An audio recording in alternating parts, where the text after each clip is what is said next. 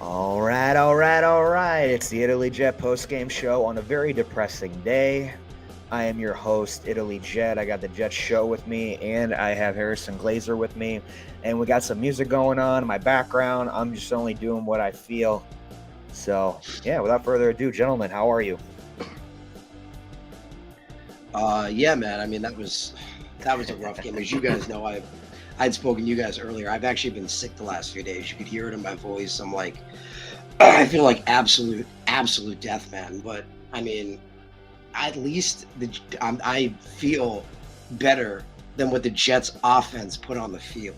Like that was rough, man. We absolutely have to talk about it because the Jets defense was amazing, but the offense was really bad. And the focal point of that was Zach Wilson. You can't spin Yeah, that any way, shape, or form. Zach yeah. Wilson was absolutely awful. He looked like completely lost, making really bad throws. Mm-hmm. You guys know how I feel about him. We'll definitely get into it. We'll talk about it. But this was an absolutely horrible game for Zach Wilson, and he did not help himself with the comments he made after the game. Good evening, Abby. Show. Tell me about it.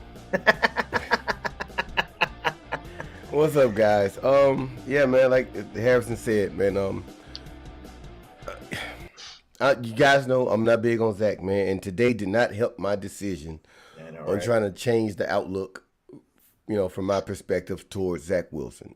It's just, and being honest, it's not all on Zach. It was not all on Zach today, but Zach was poor. He played very poorly today. I will give the other percentage or higher percentage to Mike LaFleur.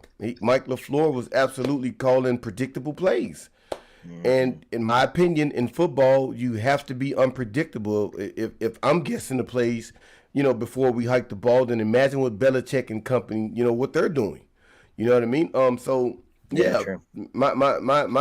my fingers are being pointed. I'm pointing at Zach today, and I'm pointing at LaFleur. Zach, like Harrison was just saying, just simple stuff, man, simple stuff, and he's not executing it. Mm-hmm. Whenever you see your quarterback once again making the same mistakes, overthrowing the ball. Barrios is what 5'9", 5'8", maybe, and he's overthrowing him as if he's like 6'4", and he's even overthrowing a big body receiver in Denzel Mims on a short pass. Denzel is what 6'3", and he's still overthrowing him. Like Denzel is constantly trying to extend himself to catch the ball. I just offense today was awful, guys. If I had to sum it up, I offense mean, was awful's like not unacceptable. even like it's not even a big enough word. Like just to think about the fact the Jets had 7 total yards in the entire second half. Mm-hmm.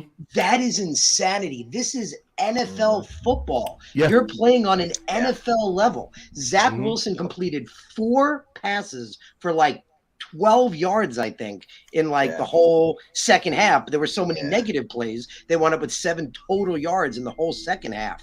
It Mm-hmm. was it was awful, man. We had 5 straight 3-and-outs. At one point, Yeah. Braden Mann, and I think actually it ended that way. Braden Mann had more punts than Zach Wilson had completions. That Wow. doesn't Yeah. even make sense. Wow. That is insanity. So And you rushing guys yards know, too. I mean, yeah, even Zach had more rushing yards than I just doesn't understand. I just don't understand yeah, that. we joked about that, like if it had Yeah. been a good Yeah. game, that would have been something nice to talk about. That hey, Right. he rushed kind of well, but he was freaking awful. And you guys know, Show, you've been on the other side. I've been a big fan of Zach Wilson. I felt, since we Mm-hmm. drafted him, I loved what he did in college. I thought he could be the guy. But obviously, it's all hope. You never know who's going to produce and who's going to be. At Right. this point, he's definitely not where I expected him to be. And that's a fact. Like at this point in his career, in his second year, later in the season, it's a winning team. This was such a big, important game. He is nowhere Yeah. even close to where I expected. Like even in the first Patriot game, there were a Yeah. lot of positives. He threw for over 350 yards, and there were bad mistakes, but he just had to clean those up.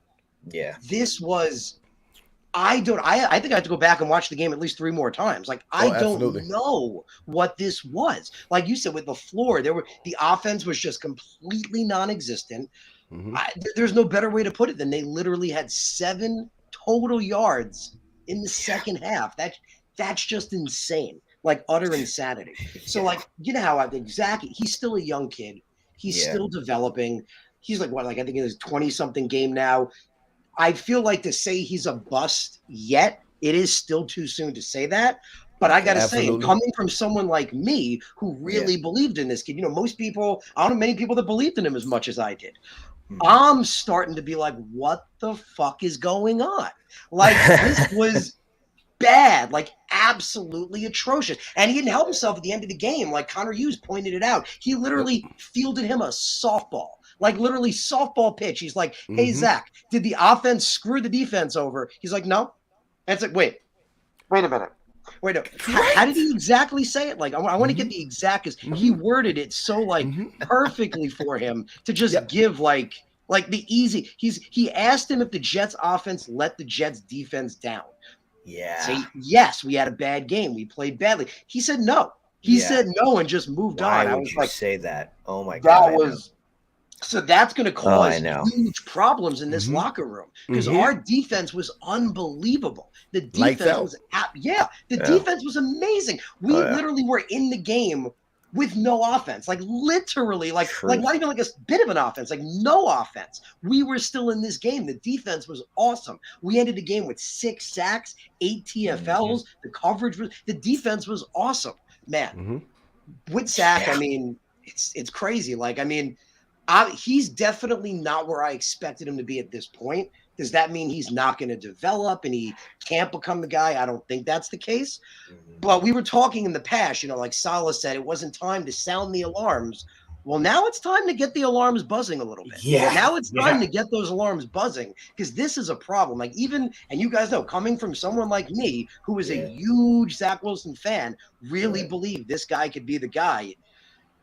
I obviously don't want to say he can't be yet, but I am not happy with what I'm seeing. I'm not happy with the progression and the way he's developing. I'm not happy with the decision he's making and the way he's playing. And I love a quarterback with confidence, but that's not confidence. That answer is like, that's locker room cancer right there. That defense, there's going to be I'm worried now. I mean, I want to circle back to it later as well. Talk about some of the things Garrett Wilson said. Garrett Wilson said I know. Right. Where I was like, this feels like things are starting to turn crumble on a team that that was looking so good with such promise. Yeah. I don't know, man. I don't know, but Zach Wilson definitely was awful today. That is a fact. Well, I'm going to say this, guys.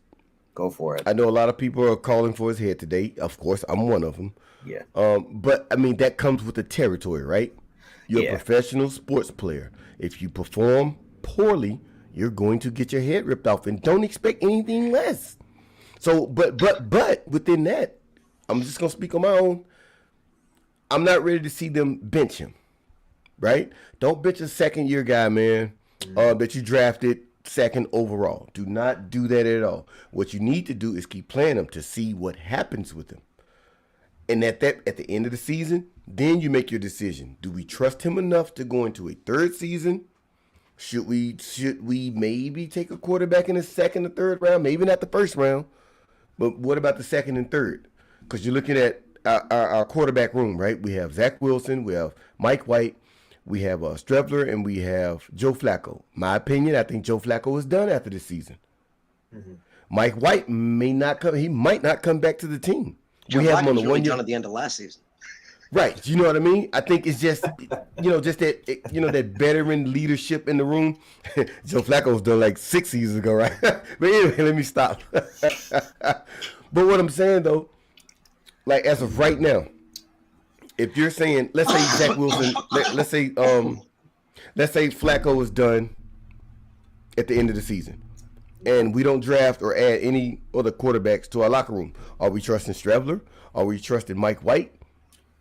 Don't get me wrong, Strebler is very electric, but is he the guy in a starting NFL team?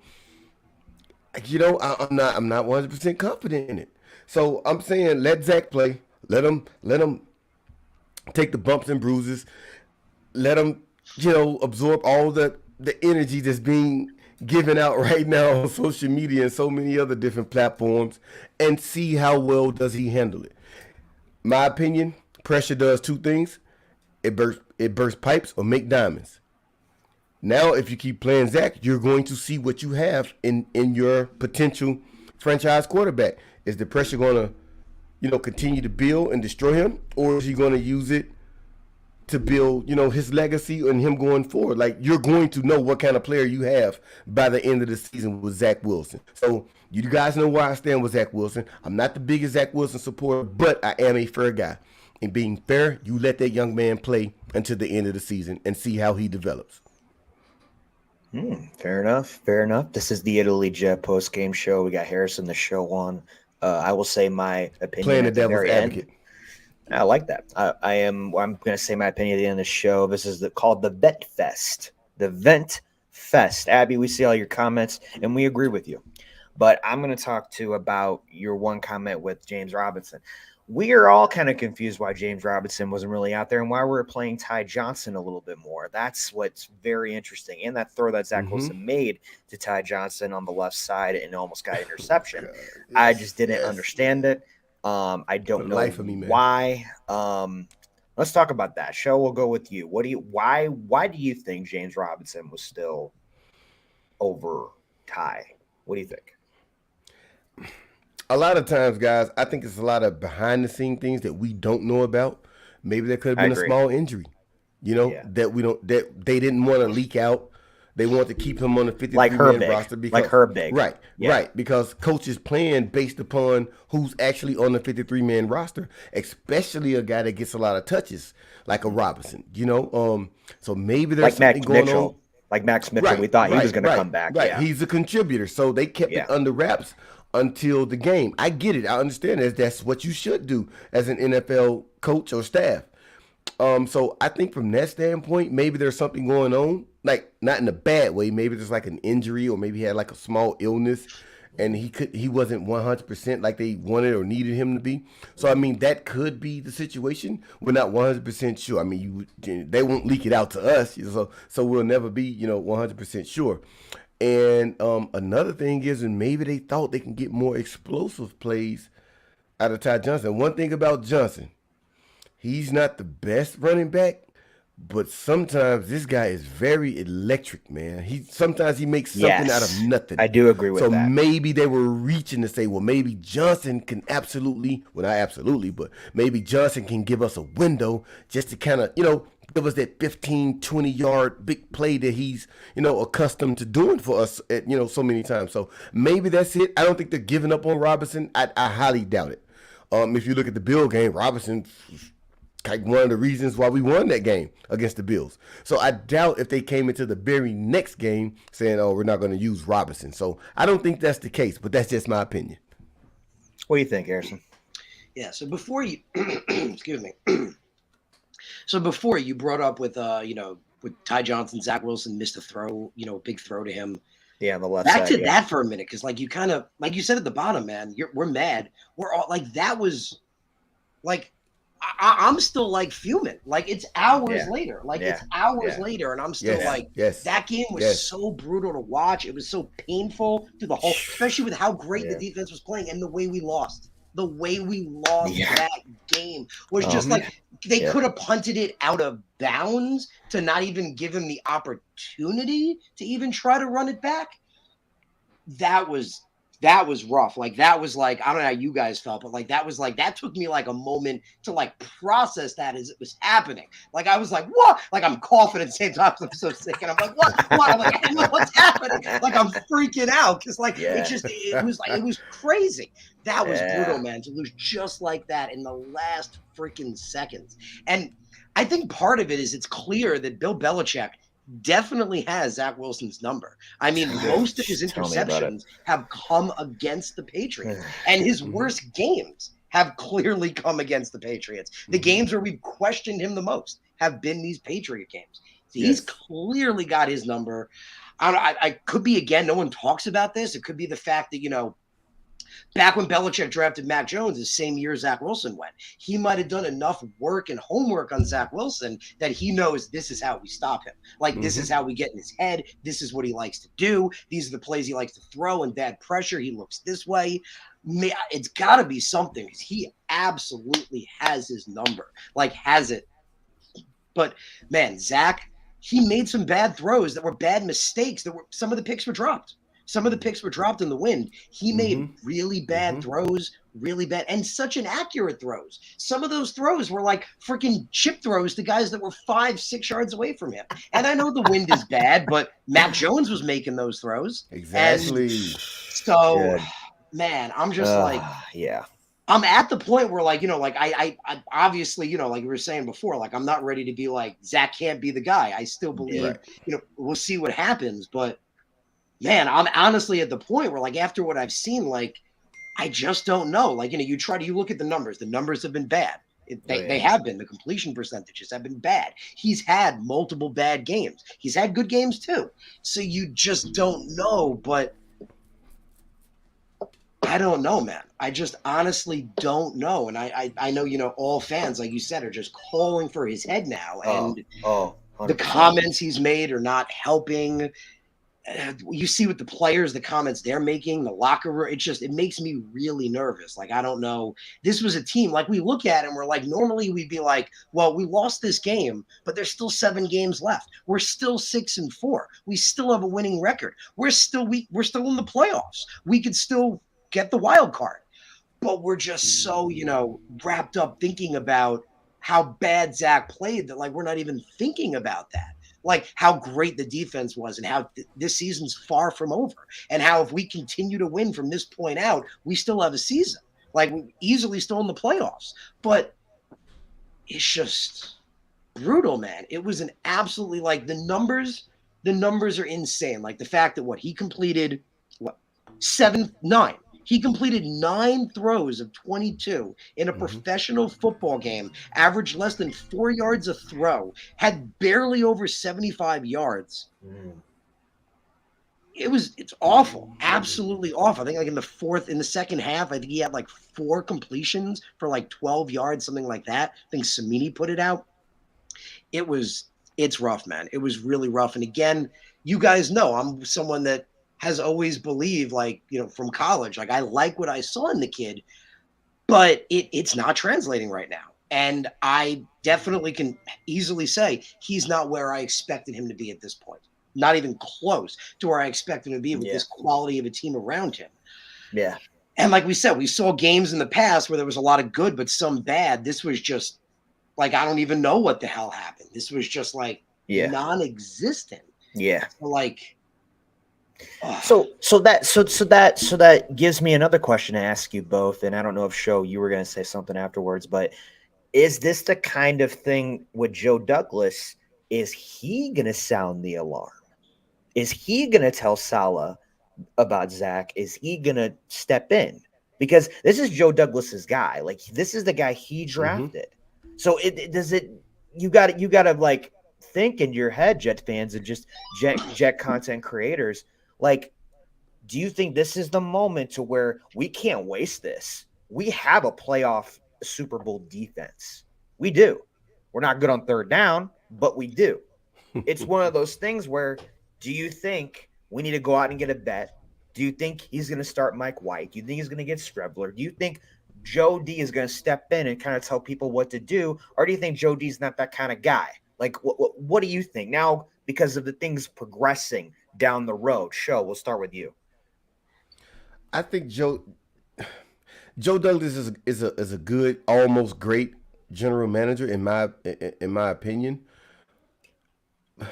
But I think Joe Douglas' mindset is kind of like most of ours. Give the guy a little more time. I don't think he's the guy that's just gonna unplug everything right now. I don't think that's his MO.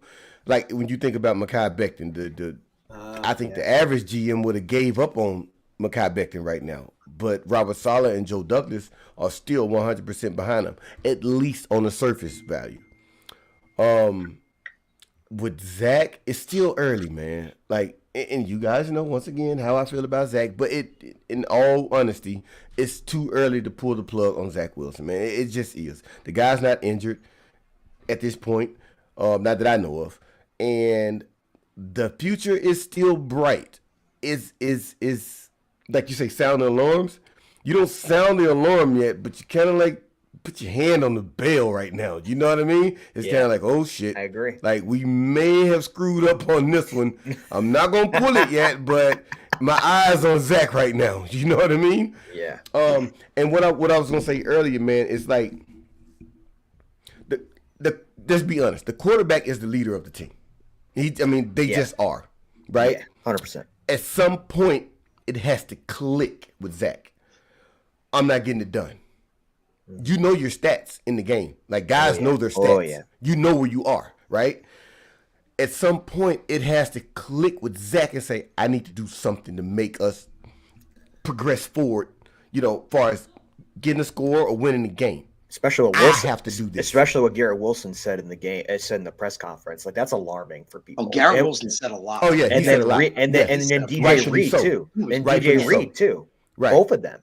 I mean, just leaving Salah said dog shit. I was like, wow, coaches don't normally say that about their own offense. Anything like that. Maybe on the sidelines. On the sidelines, he said that. Like last week with the whole camera thing in the middle of the field. And Barrios went up to him as well, but like that's alarming when you hear other people say stuff like that. Sorry to cut you off, Chef. No, you're good. This is a conversation, a healthy conversation, actually, for all of us right now.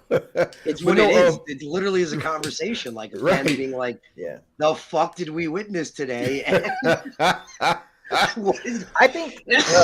What do you think, Harrison? What do you think, Harrison? So, Harrison, before you say that, I just want to say this. Oh yeah, please, man. Yeah.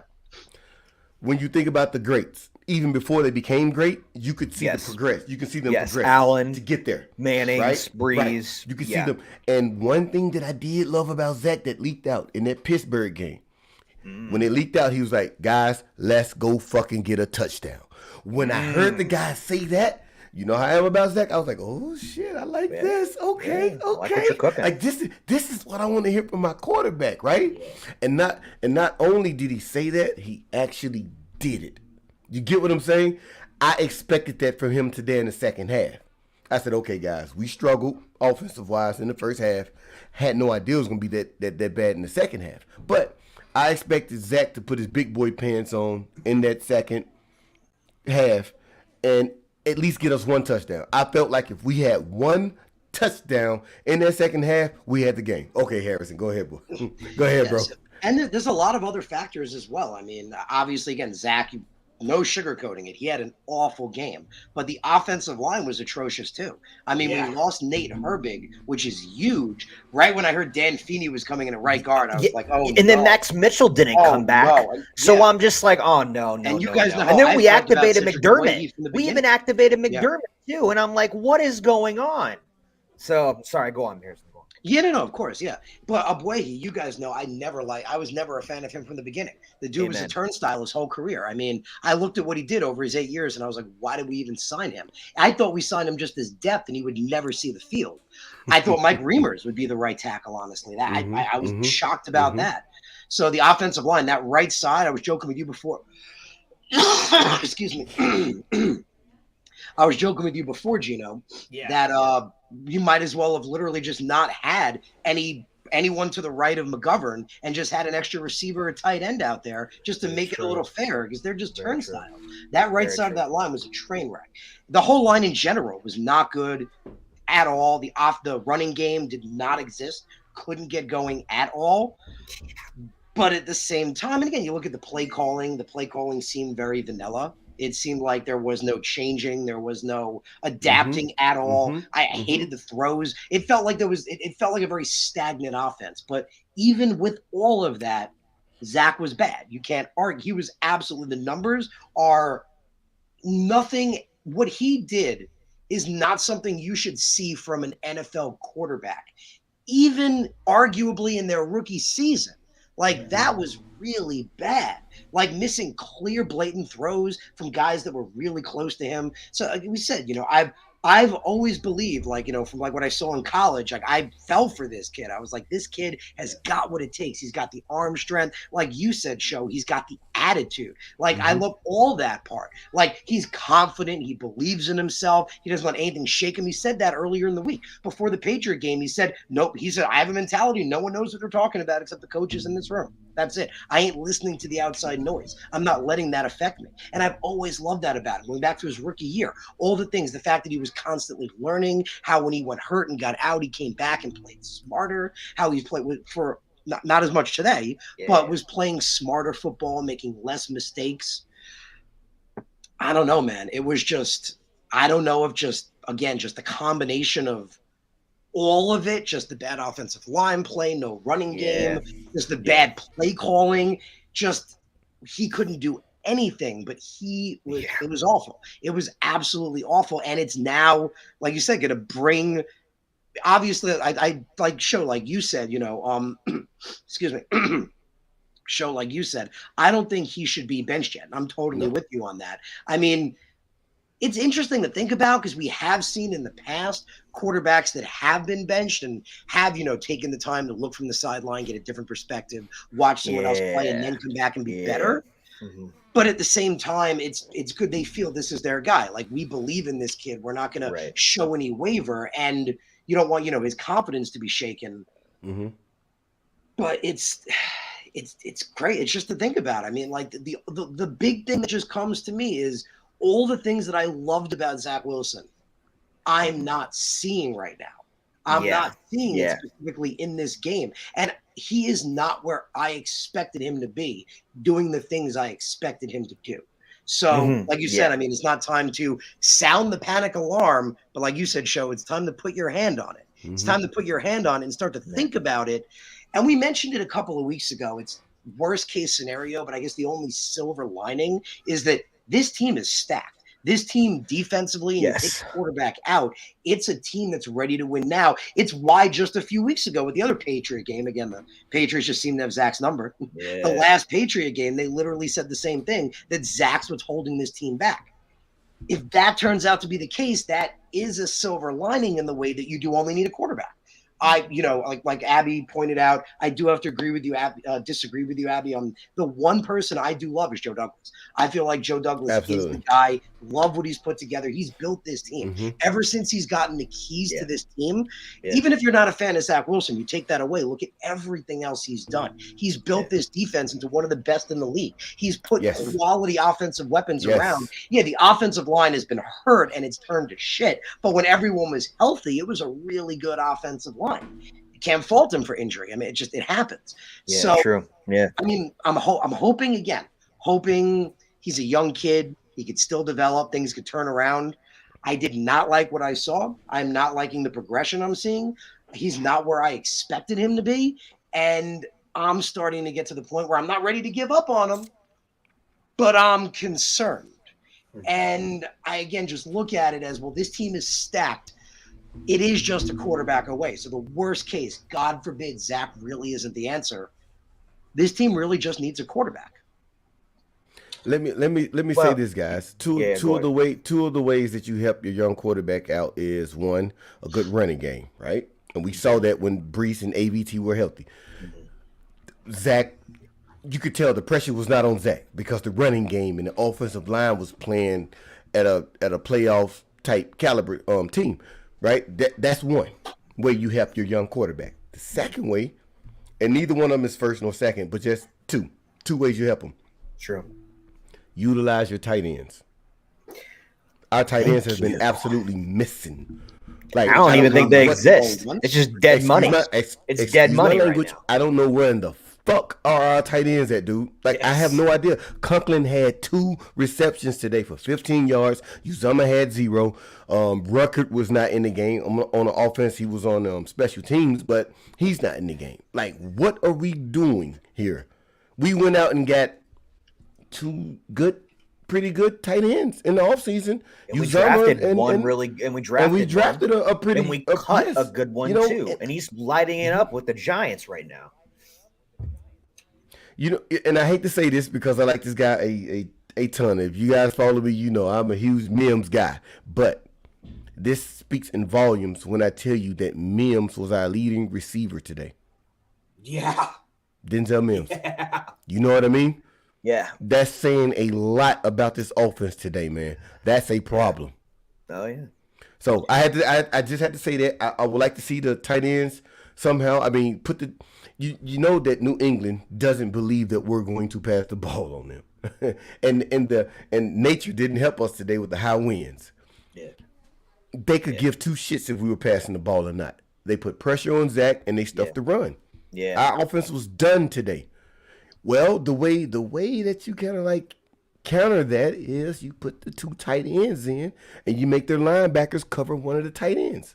One of them, if you have two out there, the 22 personnel, then one of those guys will get open. You have Conklin, who's a good route runner, and you also have Uzama, who's a good route runner, veteran, and he's a big body. We didn't do that today. I'm watching the game, guys. I'm like, where are our tight ends, man?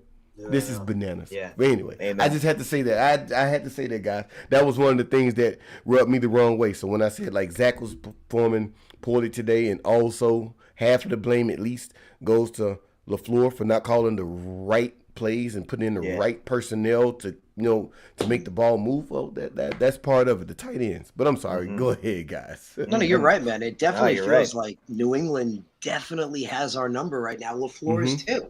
I mean, you said it. I mean, they just couldn't adapt. They couldn't change. Right. It was crazy. It was literally the offense was non-existent, massive amounts of 3 and outs. They couldn't get anything going. I'm still trying to accept the fact that we literally had 7 yards. Like, if you had 7 yards in 2 or 3 drives, I'd be concerned. Right. You had 7 yards in the whole second half. The whole second half of the game. Like, that's insane, man. Like, this was awful. And again, it's the reason we look at it. Like, if it wasn't as bad of an offensive game, we look at it as like, okay, our defense kept us in this. They only gave away 3 points offensively. Like, they were freaking awesome. And we lost this game, but we're still 6-4. We still are at a point where we can easily get into the playoffs as a wild card. Hell, even still take first place. There's still 7 games left. But just how bad Zach and the offense was, it just took that away. Like, no one is seeing that. Everyone is just seeing, because it's just, again, like, mind-boggling that he can go 9 for 22. The whole offense had barely over 100 yards. The last time we played the Patriots, Garrett Wilson himself had more yards than our entire offense. Yes. Yes. Tell him, brother. Tell him. It's crazy. Shit, like, I just don't, like, I'm literally, like, wrapping my head trying to figure out what the fuck happened. Like, I'm literally trying to figure that out. And man, Zach, like I said, Zach was bad. And I just come back to it with Zach. Like, I mean, we've talked about it in the past. Like, obviously he's had bad games. He's had good stuff as well. He's a young quarterback. He's learning. You expect good, you expect bad, but now is the time to start, like you said, focusing in on, okay, is he really? I mean, again, and we've seen, quarterbacks, like you mentioned, Peyton Manning, struggle for 2 years and then come out in their 3rd year and make major leaps in year 3. Yeah. I'm not saying it's not going to happen, but this was alarming. This was massively alarming. And I just also come back to, and we should talk about it as well, the things that were said after the game, not just like you said by Zach Wilson, but by the rest of the team as well, was freaking alarming. Like, really, for a team that's supposed to have great cohesion and great locker room chemistry, this was alarming. And it's all on the offensive side. Like, when you talk about the things that were said in the post game, the confusion, the things that seemed a little bit like edgy today, it basically came from the offensive players. The Zach Wilsons, the Garrett Wilson today, most of it came from the offensive side. But, I get it. I understand. It should come from the offensive side today. What defensive player didn't play ball today? Like, the defense was lights out. The only thing, like I spoke with Gino at halftime, I called him and we talked, and I said the only thing I don't like about the defense is the missed tackles. But if that's what we had to give up to dominate today, then I'm okay with the missed tackles, because they did not score a touchdown on defense today, or on our defense today. Offense didn't score a touchdown on us. So if missed tackles equate to us not giving up a touchdown, hey, I'm okay with you missing a couple of tackles, man. Let's do that.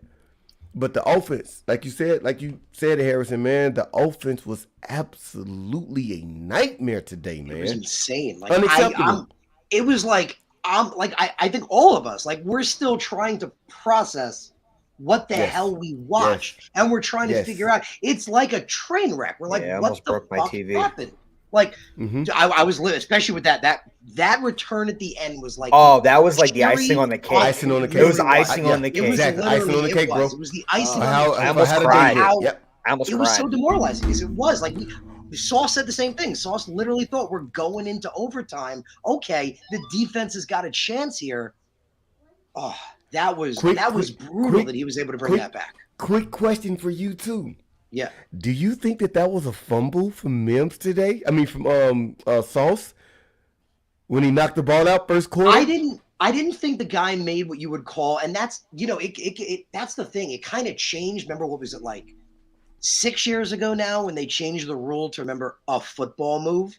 Ever since they did that, now it's up to interpretation of, like, what's a football move? Like, did he make a football move? I didn't feel like he took more than one step. To me, it felt like it was an incomplete pass, but just Sauce in general, just being on him immediately and punching that out, I was loving it anyway. I'm like, dude, Sauce is the best cornerback in the NFL, and he is on the process of being the best corner to ever play the game. That is one guy that we can just – there's a few guys on the team that we can just feel absolutely great about. One of them is Sauce Gardner. Oh, yeah. One more thing, guys. One more thing. I freaking love Clemens. Did you see that sack from Clemens today? Oh, yeah. When he was mad, the same guy that was matched up with Lawson all day today. Lawson did get a sack, but Lawson kind of got a sack on a Patriots player tripping that offensive lineman up, and then Lawson went above and got the sack. But Clemens was just purely on a bull rush and I think a swim move, and he was right at the quarterback. I was like, this Clemens guy is good, man. Bro, the play that Clemens got in, you have to notice on the other side, Jermaine was right too. Yeah, exactly. I was seeing that. I loved it. That was That's why we traded Martin. That's why we traded Martin. 100%. Everyone keeps saying that Clemens and well, not everybody, but a lot of people are saying that Clemens and Johnson, that Clemens is better than Johnson. I'm like, no, they're not. They're equal. They are equal. We don't know yet. But No. So far this season, they have been equal. And even JJ2 has been a little bit better. But when it comes to them being on, I want to see them on the opposite side and do what they just did today. Like, I know Lawson is there and stuff, but like these guys are the future. Like, you could tell that they're our future. Right. Go on. Yeah, well, the reason is, JJ is the higher draft pick, so we've been seeing him more as a natural edge rusher. We've talked about this the last couple of weeks. They're using Michael Clemens because he's just a freaking dominant beast and a force, man. He's literally, Salah said it a couple of weeks ago, he's doing the dirty work. He's doing the stuff that you don't give credit to guys for. He only in this game did I actually see him on the outside a little bit. Normally we see him in the middle of that line, eating things up, opening it up for guys like Lawson and JJ. Like they said, doing the dirty work, but he's going to get more opportunities on the outside. I mean, JJ was a much higher draft pick. Clemens had a ton of potential, but because of off-field issues, fell a little bit. I think they both have unbelievable potential. And man, you saw it in that play. JJ almost got there, but Clemens is the one that got there. They were both dominant, and both of them came right around the edge. Man, there are a couple of things to be excited about. The defense is one of them, and the pass rush. Our pass rush these last few weeks has been absolutely relentless. That's the word for them. They are relentless. They are a constant force. And what's awesome is they're all feasting. Everybody along that defense. And they're young. They're young. They're all feasting. They're staying energized because of that. So that's why you're seeing guys in the third and fourth quarter continuing to get at the quarterback. Man, the defense was amazing. And I think that's what so many people I think it was Sheridan pointed out. Did you guys see Zach's press conference? It was just that comment, man, because again, it was like a softball pitch. It was like basically like T-ball. Like, you put it on the tee and he's like, okay, Zach, you ready for your swing? Right. Like, he's like, did the offense, I want to get the exact, because he worded it so perfectly. He asked if the offense let the defense down today. He didn't even think about it, it felt like. He just said no. Right. He immediately said no.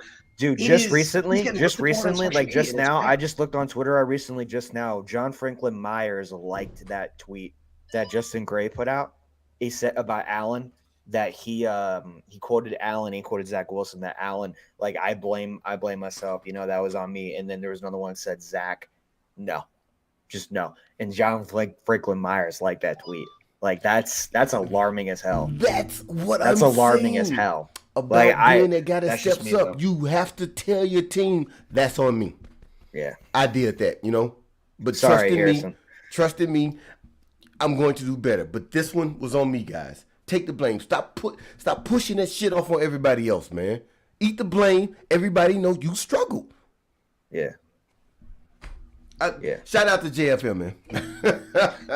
Harrison, keep going, buddy. Keep going. Sorry. Yeah, and I'm just looking. I'm curious. I actually didn't see the comments, so I'm looking at. Yeah, I'm looking it up right now. I'm looking for it again because I saw it on U Stadium. But what I can tell you guys is, don't give up on Zach. I'm just a straightforward guy. Yeah, if I see BS, I'm going to call it. Don't give up on Zach. For the people in the chat, don't give up on Zach. I know on my Twitter I'm eating his ass alive, which I should because I'm a 20 plus year Jets fan. So yes, if I see things that I don't like, I'm going to speak on it. Doesn't mean I'm throwing them out the window. I heard an older guy say, just because you clean the baby in a little small baby tub, you don't throw the baby out with the dirty water. Right now, he's just in a lot of dirty water. Just believe in Zach. I believe in him. He does have talent. We all know that. He does have talent. He just has to start making those steps towards becoming a franchise quarterback. So I'm not going to throw the guy out the window. I'm not going to throw the baby away with the dirty water. I'm still going to keep the baby. I'm just going to throw the dirty water away. You know what I mean? Here, look at my text real quick, guys. That's what happened. Oh, I see it. I found it. Yeah, I found it. And that's a good point. No, it's accountability. It's basic accountability. Yeah. And it wasn't just like what made me crazy. And we got to talk about it. Were Garrett Wilson's comments. Like Garrett Wilson's comments. Here, go for it. I'm opening up the floor now. Harrison, start off. Start with the comments. For a rookie, a rookie guy that is, new to this team, that shows his frustration, that he felt the need. Like a lot of these things, like the first one, some of them weren't as bad. Like this one, he's like, we all got to take responsibility and build each other up, come ready to work, but have a plan. This was, I liked, he said, and this I thought was awesome. He's like, you can't just be passively working and you can't just be in the facility and not know what you're there for. I was like, oh man, like he's talking about purpose. He's talking about having purpose and playing with purpose. But man, some of the other ones though, they had me alarmed. Like when they asked him about the offense, he was saying things like, we've got to have a better plan. This shit is not okay straight up. This shit's not going to fly. We got the dudes. It's time to be consistent. It's time to start winning the games we should win. But, and then there's some others where, like this, surprise me. He says it starts in practice. It's got to be better. He says there's things we see.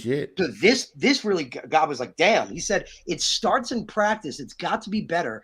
Things we see and don't call out. Shit's got to start getting called out. This is unacceptable, and no one wants to feel like this, but that's not enough. You got to do something about it. And then he went on even further to say, we know we're better than that, and that's why it hurts. That's why it's frustrating, because we know we can do more. But he said, honestly, I feel like they've got to put more trust in the wide receiver room.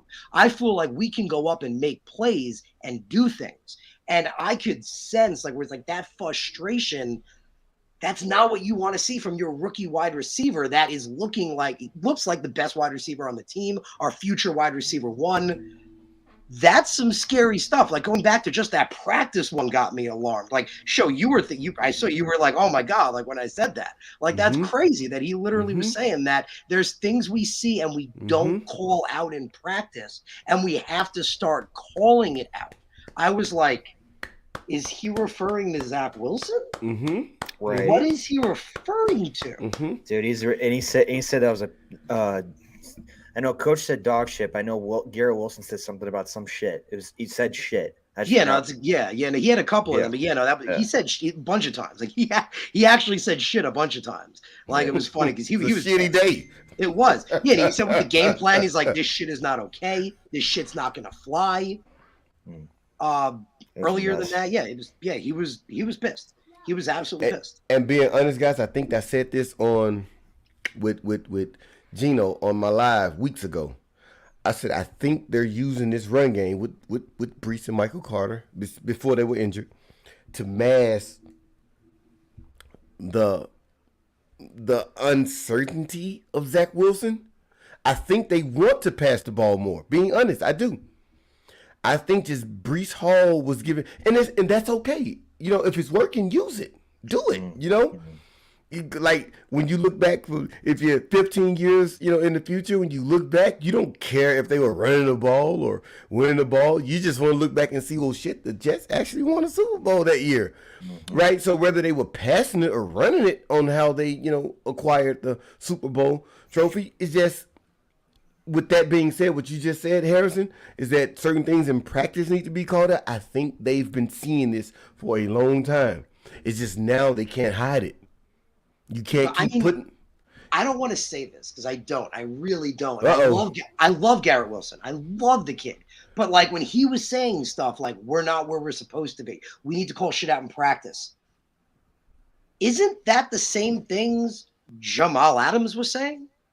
Like in his rookie year and stuff, sense, like yeah. That's what was like. That's what got me because I'm like, this is a different team. Like our chemistry is so great. Our locker room has such great cohesion, and then these comments, like I don't know if he was just pissed. I mean, he had a bad game and he was shut down through the whole game. So I don't know if he was just pissed and he was venting, and he didn't mean some of the stuff, but. Yeah, Man, that was really alarming. Like for me, just really alarming to hear those things. It made me go, "Oh my God, what is this going to mean?" Like I thought our locker room was better than this.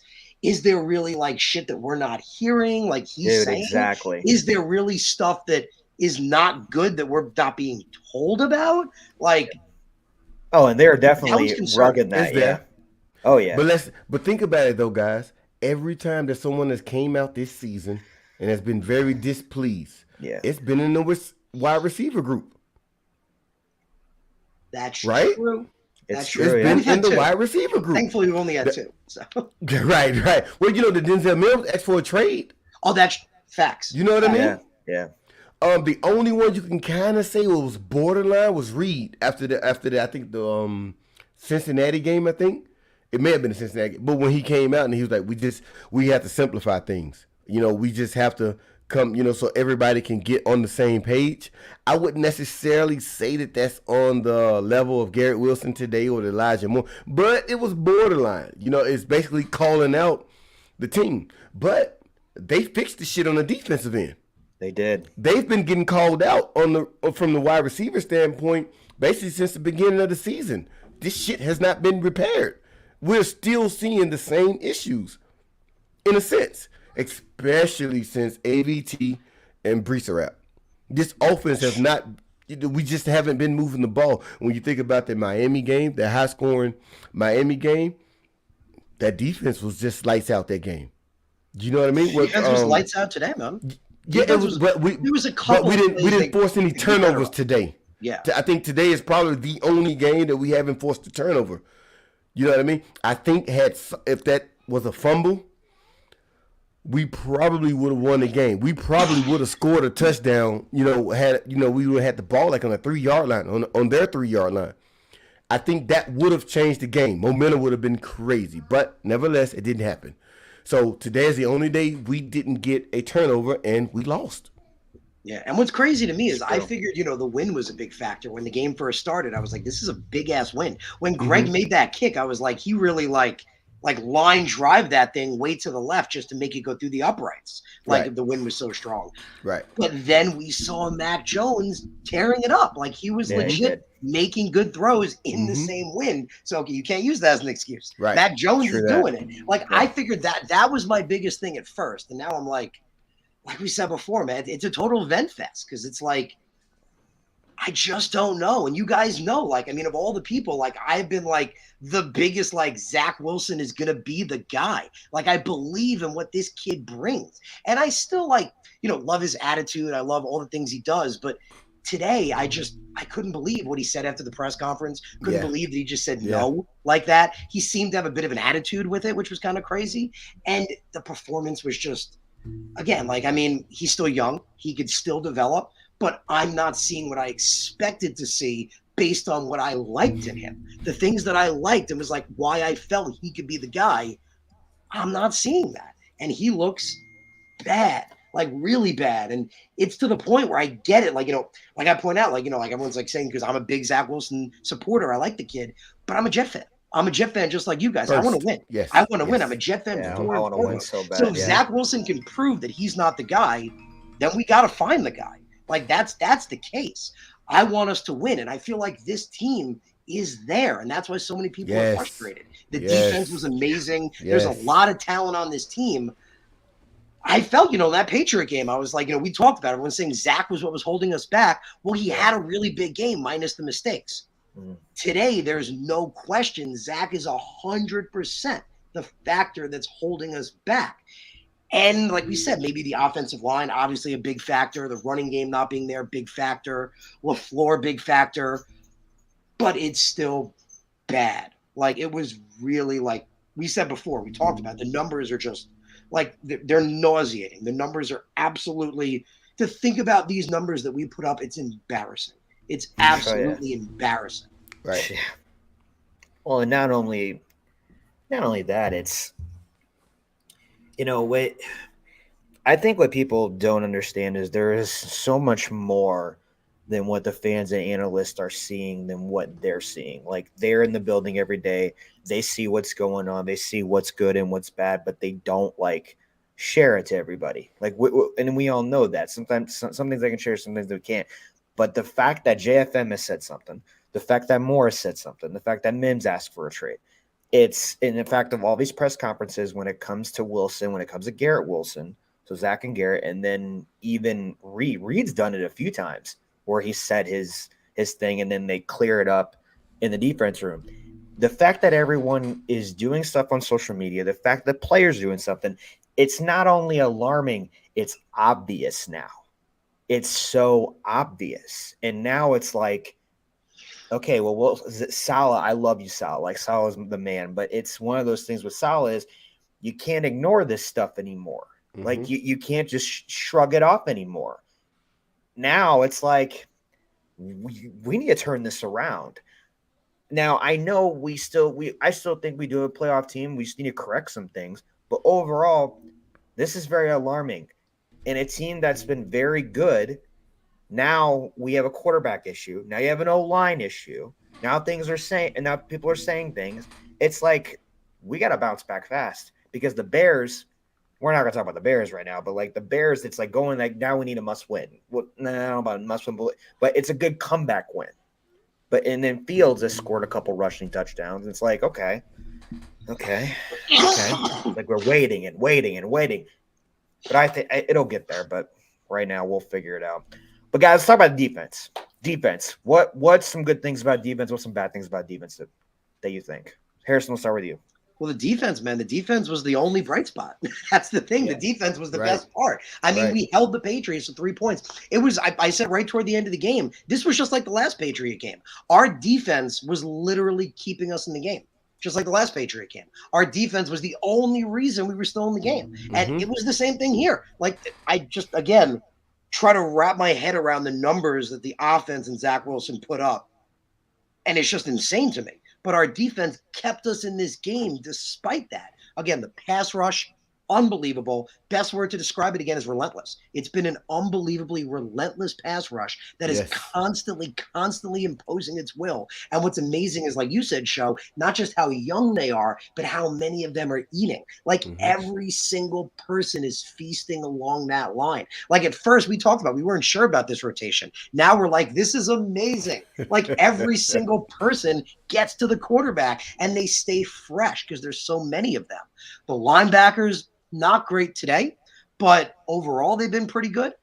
And our coverage has been amazing. We have literally one of the best coverage corners in the entire league, arguably the best. You could easily say we have the best coverage corners in the league. Mm-hmm. So the defense is not the problem, man. Our defense, DJ Reed said it in the Buffalo week that he thinks we have the best defense in the NFL.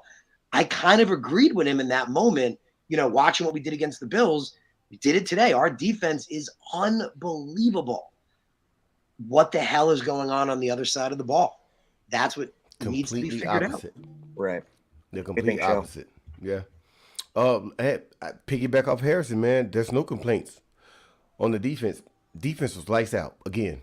I saw some stats earlier on Twitter around halftime. The Jets are the only team that has had 6+ sacks on the New England Patriots. Both games. Defense is doing a hell of a job. No complaints. Zero complaints on my end when it comes to the defense. I don't want to backtrack and keep dogging the offense, but yeah, dude, they deserve to be dogged. Lights out. They deserve to be dogged, bro. The doghouse isn't even good enough. Like dig a hole, dig a hole. They belong under the doghouse. My God. But no, guys, the defense, man, these guys get it. They get it. They know what kind of talent they have. CJ Mosley has been a general on this team. I think you guys probably heard it because I know I did. The commentator said that Bill Belichick said that CJ Mosley is an outstanding player. He said from the last game he was literally calling out our plays before we actually hiked the ball. So CJ Mosley is special. I think we talked about it on Harrison's show. I actually want CJ Mosley to come back. The guy, it's just his mental. Same. It's just his mental. His mental is rare, and he has. Sorry, man. No. Go ahead. I was gonna say because I love CJ Mosley. I love him. I really do. I just, in the little bit of time we've seen Jamie and Sherwood, he's a dog. That's the thing. I like what I've seen in him, and it's totally from not saying I don't want. I love CJ Mosley. I think he's unbelievable. But if Jamie and Sherwood can be that guy, that middle linebacker, he's going into free his up a lot of money. That's the thing. He's going into his third year next year. That's when we have to find out. And if he can be that guy, like you said, frees up a lot of money. I don't know, man. I mean, again, I love CJ Mosley, but I kind of want to see what Jamie and Sherwood can do in that middle linebacker spot. He's definitely the future, I think. And I know Sho was saying that too. Sho, you were saying that Sherwood was the future. Yeah, I was saying it. I was like, just let Mosley play until his last year and then let him go. Don't re-sign him. Just let the guy still learn from him. If he goes down, let's say a season injury, there it is. Boom, like next season, right? And Sherwood is a dog. We all like Sherwood. I was big on Nazardine, but I wanted him as a free safety. I had no idea that we were going to draft him and then make him a linebacker, convert him. They would Sherwood, bro. Right, same thing, Sherwood, right. So, but no, I'm 100% online with Sherwood becoming the middle linebacker for the New York Jets. Let's just see what happens, but I would like to see Mosley there for one more season after this season. But at that point, it's like, okay, so today, Quan Alexander's known for the big hits, right? Today, I saw 2 missed tackles from the guy. I'm like, God damn it. And one of them was huge. I think it was 3rd and 12 or 3rd and 14. And he just fucking missed the guy. Joyner did too. But we're not going to, the defense, no complaints. Certain things I didn't like, but overall, majority wins. The defense was lights out. Like I say, man, Mosley, I think is the glue for the defense, and Quinnen Williams. Yeah, and Quinnen Williams. Did you see how fast Quinnen got in the backfield on that play in the beginning of the game? I mean, on that tackle, yes. I thought he was offsides. Yes. He did it so fast. I legit thought he was offsides. Mm-hmm. Then when I saw the replay, I'm like, he's not offsides. He's just on a different level.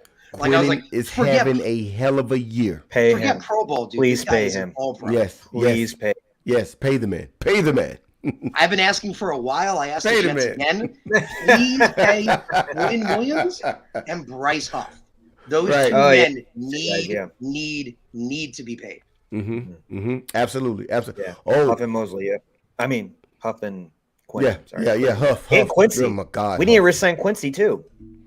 as well. I'm okay When with Quincy went yes. down, I was nervous, man. I Me was too. He was Dude, banged there up was a earlier in the change in the season. I was defense like, when he wasn't there. There was a change in the defense. Yeah, I think they put Parks in. They put Marcel Harrison. That's the problem. Harris. Yeah.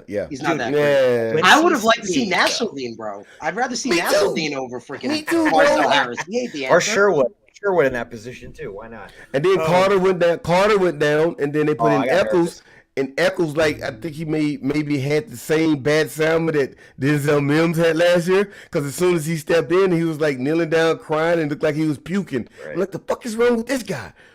But I was like, I wish, Bryce Hall was dressed out, because I would like to see Bryce Hall in the game. I'm a Bryce Hall guy, if you guys didn't know that. I like Bryce, man, a lot. Yeah, go for it, man. I think Bradley pointed it out well. Bradley said, I still believe we make the playoffs. It's such a thing because, like, if you think about it, we are 6-4. If you double that, we still have 10, 11 double-digit wins, which we thought was crazy this season. We were like, oh, man, if we even get close to double-digit wins, that'd be amazing. Well, it's still possible. We could easily still get the wild card. Hell, if things turn the right way, we could still take the division. It's just it really was just the offense, and Zach Wilson was just so bad that we're just not seeing that right now. Just people aren't seeing that. They're just too focused on how, again, just the numbers are just shocking, just absolutely shocking of what they put on the field today. Question for you two guys. Nothing in this league is given, right? We know that. If we don't win another game, then what? Oh, Italy? shit. Harrison, thoughts? Oof. Nothing is given. It's not guaranteed that we are going to beat Chicago. It's not guaranteed that we're going to beat Detroit. Detroit will have that young stud Williamson in the game when we play him. And they won today. Right. Pretty sure. Arguably, before he was injured, in my opinion, he was the clear number one receiver in the draft. So guys, thoughts? Yeah, Jameson Williams from Alabama. Yes. Yeah. If you remember, my two guys in the draft were Chris Olave and Jameson Williams. Mm-hmm. Like, I admitted now when we talked about it, like, I was so in love with Olave that we talked. Garrett Wilson is just such a different player. Mm-hmm. I wasn't looking at him the right way. I was looking at his route running as sloppy when it was more violent. Because I was looking at it through Chris Olave color glasses. But man, Chris Olave is one of the best receivers in the NFL. So him and Jameson Williams, those are the two guys I really loved. Harrison, hold that thought. I have to commend you on this, because he burnt Ramsey today for a touchdown. Dude, Chris Olave is amazing. I said it. I was like, you could see it. Like, what do people say? Show me the receipts. I got the receipts, man. Chris Olave, he was my guy. Like, I was banging the table the whole time. Like, everyone wanted Garrett Wilson. My guy was Chris Olave. Mine was Jameson Williams. Yeah, I love that we have Garrett Wilson now. I mean, I love the player. I really do. And the things he said today, it's interesting. I mean, he's frustrated, but it's not the kind of things you would expect a rookie to be saying. Yeah. That's what kind of – Yeah, I don't know how you rookies guys have to felt hush. that. The things he was saying, I don't know hush. if, again, it was just absolute frustration, because, I mean, we felt it. I can't even imagine what they felt on the field. So I don't know if it was just absolute frustration with him saying the things he was saying, but coming back to, like, saying that things aren't right in practice and this shit has to be fixed and they don't trust us wide receivers. That had me alarmed. That definitely had me alarmed. Mm-hmm. Well, it's like but my question, guys, remains: what do we do moving forward if we end the season and we only have 6 wins? After the bye, we win no more games. Harrison, who do we point the finger at? What do we do? What adjustments do we make? I don't even want to think about it. Show, dude. I'm blocking that question, man. No, don't block it, guys. Don't no, block it. I can't. It's a possibility. No, I'm not. I'm not answering I mean, that. Harrison, to be fair, you can like, answer it. yeah, like you would say, anything's possible. I mean, it's the same thing. Like we say with Zach Wilson, like, he could still totally develop and turn into the guy. I pointed out the other day, remember when we were talking, I was saying I didn't want it to happen. But like he's doing now, he could suck wind through his second year and then make major strides in year 3 and be like, holy shit, this is the guy. So it's possible that could happen. If that's the case, the question's going to have to be why. We're going to have to put a lens on why that happened. Is it because of Zach Wilson alone? Is it because of the offense? Did the defense start to fall apart? I think we'd have to see why that's happening. But I don't know. I feel like barring anything, like you said, barring like Zach continuing to do what he did today every single week, barring that, I don't see them saying like this kid's a bust and we don't believe in him yet. Well, not even just Zach, guys, because we still have to, make sure we put the spotlight on Mike LaFleur. Right? Which is the same thing. Weird too, man. Because like we've seen exactly. so many games where they adapt so well and they have such great plays, True, and the scheming looks great, and it looks like they really got that other team's number. And then we freaking see games like today where, man, Mike, for lack of a better word, Michael LaFleur was Bill Belichick's bitch. Yep, he was. That's just a fact. He was. I mean, for me, I guess I'll answer it. But for me, I like Mike LaFleur. I always have.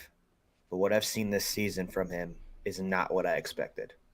I expected more from LaFleur all season. It doesn't matter about last year. I'm just talking about strictly this season. I expected more. And it's proving to me more now that if this continues, we're going to have to reevaluate him. We're going to have to reevaluate the wide receiver. We're going to reevaluate Zach. Running back. I mean, I think everything. Everything. If we lose every single game going forward, this is definitely going to be a revamped offense next year because we have such a good defense and we have such a good special teams. I don't know what's going to happen. Anything could happen. I know this is everyone's opinion, but like it's just amazing on how much we have progressed that we could be a playoff team. Right. And some people have short fumes. Some people are patient. I'm the kind of guy that's patient, but it's one of those things where if you're going to continue to go down this because we're going to hear the same old Jets crap again. Right. So for me, I think there's going to be changes, but I hope I'm wrong. I still wish everybody the best of luck and I want them all to succeed, but it's alarming. Just like Harrison keeps saying. It's alarming. Yeah. Like I think like I think you said it, man. It's like it's not anywhere near the time to sound the alarms. No, but you nailed it. It's time to put the hand on it. It's time to have your hand on the lever because it was, again, like we said, I mean, that first Patriot game, there was a lot of positive. Zach threw over 350 yards. He had 2 touchdowns. There were no positives in this game. There isn't a single one, not even one positive you could mention for this offense. Okay, I don't even want to mention the numbers I mentioned before because they just nauseate me so much to even think that that's what our team put on the field as a product at the NFL level, as a team that was playing for first place in the AFC East. Like, think about that. Like, we could have been first place in the AFC East, and our offense did this. That's not even what our offense did today. Isn't even NFL level worthy. Like, forget bottom of the division. Like, man, so, I mean, looking at revamping the offense, I feel like the running game is there. Obviously, we lost Breece Hall. Michael Carter, you got James Robinson in there. I like the receiver core, too. And I feel like the offensive line needs to be revamped, but it's mainly just because of injury. If Herbig, AVT, and Max Mitchell can stay healthy, those are 3, like we've talked about, young staples of our offensive line. I feel like we really just need that blindside tackle. I feel like if we go out next draft and get like the top blindside tackle in the draft, and then we could cut Lakin's ass because he's been pretty much a liability, put AVT at left guard, you got Herbig and Max Mitchell on the other side, that's a damn good offensive line and a young offensive line. So I think what we really have to look at from here is, and it's hard to tell because, with the offense, Zach Wilson could be making bad reads and bad decisions that make it look like LaFleur. And at the same time, LaFleur could be putting Zach in bad. Yeah, LaFleur could be putting Zach in bad positions or making bad play calls that don't suit him to make him look like the problem.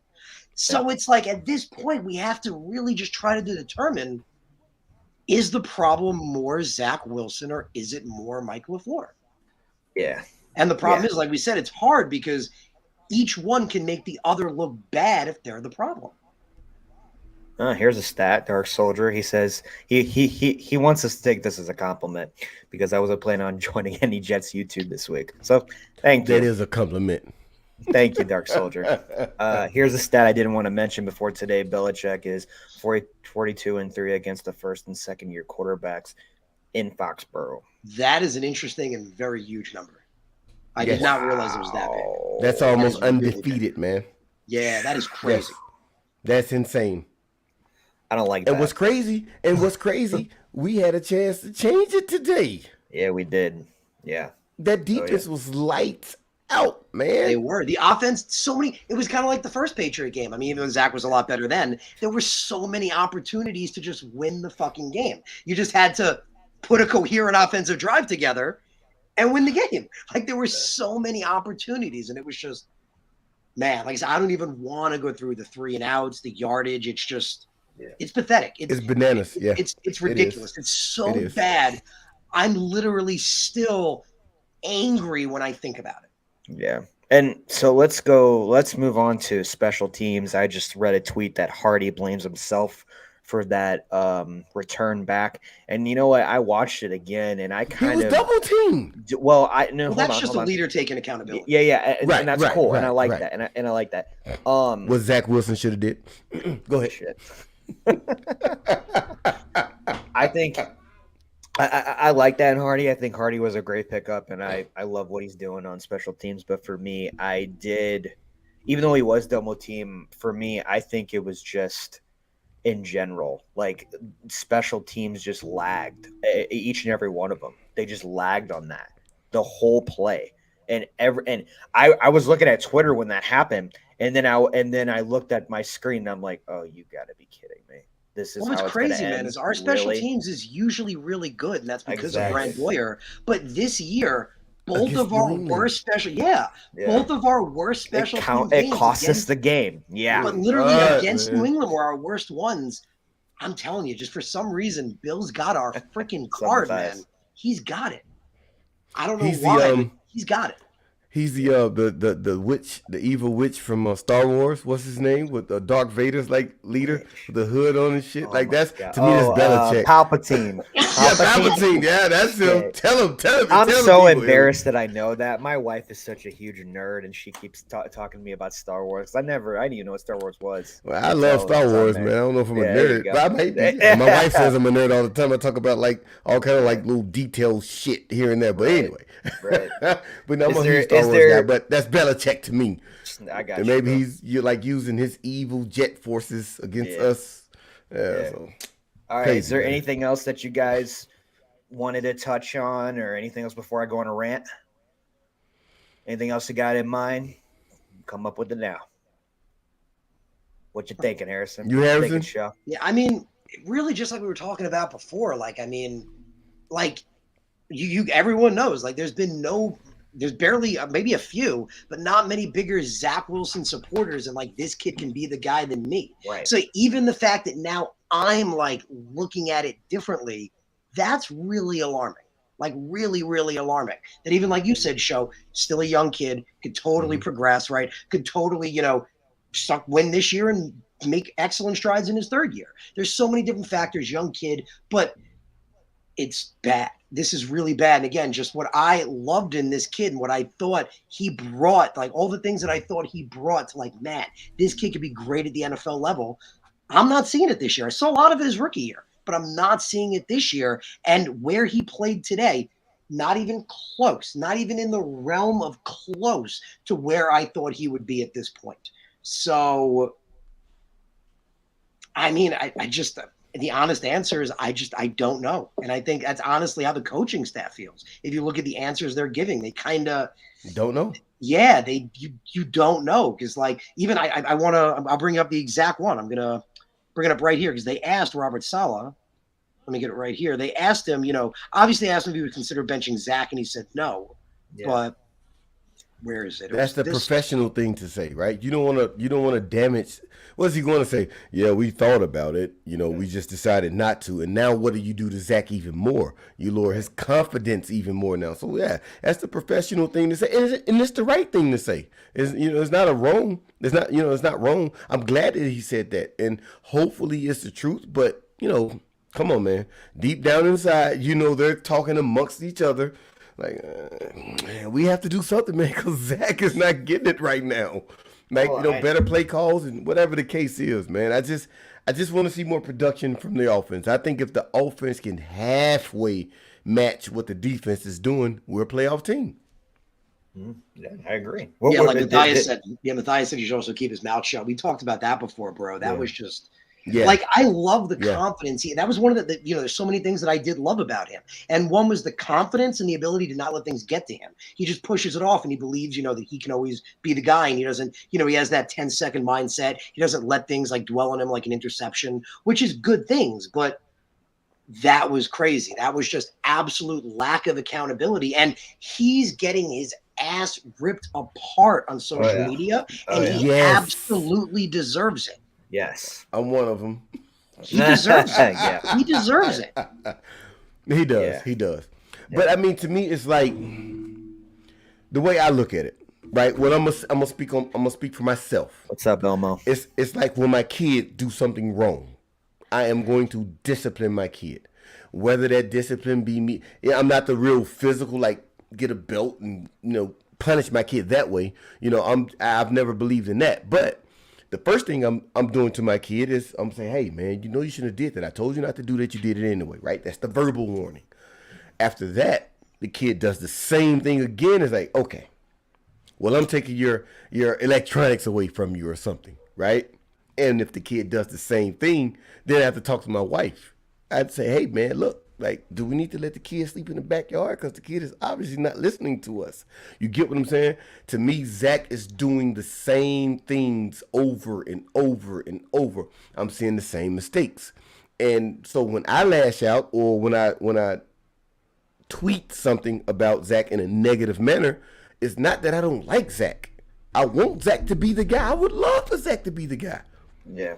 But when he does something bad, like my kids does, I have to, voice my opinion or discipline him in a certain way. So to me, this is like a disciplinary thing. You can't do that type of shit and expect people to keep saying, oh, that's okay, guys. You can keep doing it. You'll get it together one day. No, apply pressure on his ass. And if he's not the right guy, after year 3, then let's move on, man. This is not the first time a quarterback has not panned out for the Jets. Newsflash. Yeah, and sure, you're right, man. It's kind of like this opposite for me because, I'm looking at it like like we said, I believe this kid can be the guy. I have faith in him, but then he puts out a performance like today, and I'm like, fucking shit. Like, that is not acceptable on an NFL level. Yes. Even if the play calling is bad, the line play, that's just unacceptable. Yes. Like, that is ridiculous. Like, the numbers are insane. So yeah, same kind of thing. I come at it like I have faith in the kid, but I'll be honest, man. I'm just like, I still believe he could still be the guy and could totally turn it around, but I do not like what I saw, and it was very, very upsetting. And like you said, as a Jet fan, I want him to be the guy, but when he has a game like that, I'm like, I'm a Jet fan and I'm fucking pissed. Like, you sucked. You sucked in this game, and it was awful. So Star Soldier told me to put this up. He said, this is the first time I am unhappy with Zach's post-game press conference. First time he didn't take the blame. I hope he isn't turning into A-Rod personality 2.0. Yeah, I really don't have anything to say. I mean, yeah. Yeah, and if you think that's kind of the things I said I loved about Zach was always the press conference stuff. If you go back to his rookie year, I was always putting that out. Like, love this kid's answer. I was like, that's my quarterback. Yes. Great answer. He's showing he's learning. Yes. This, you're 100% right, man. This was alarming.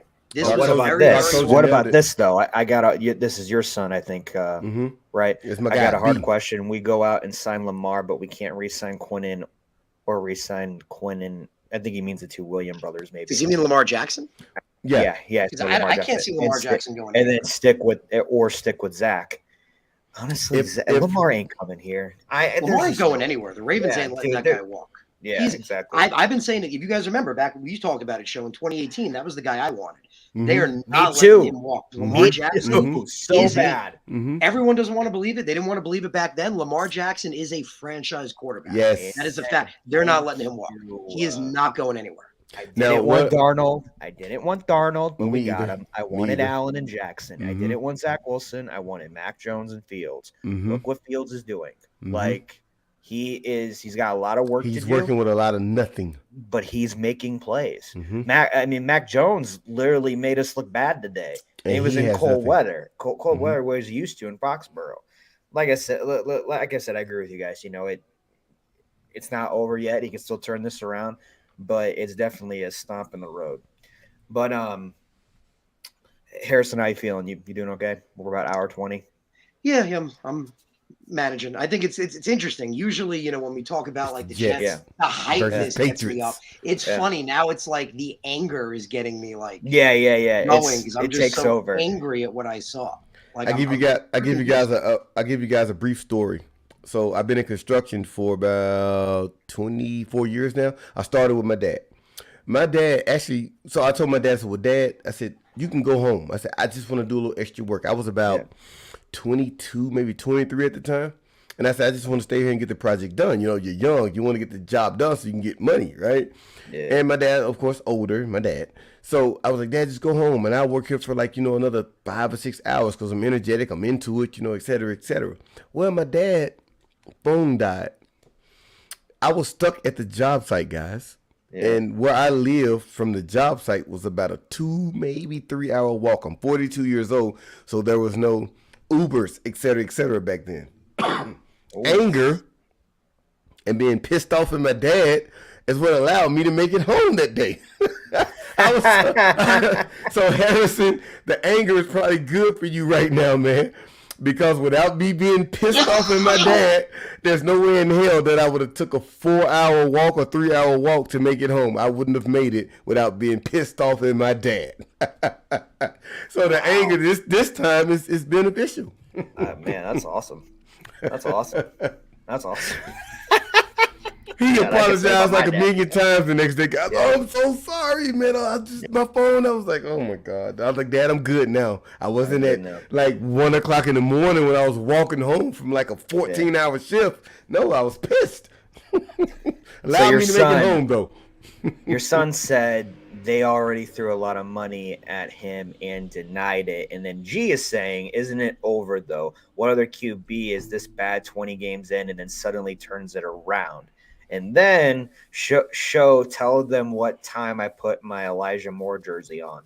As soon as Elijah Moore caught his first pass. Oh shit. Okay, so first off, I'll talk about this. That ain't over though.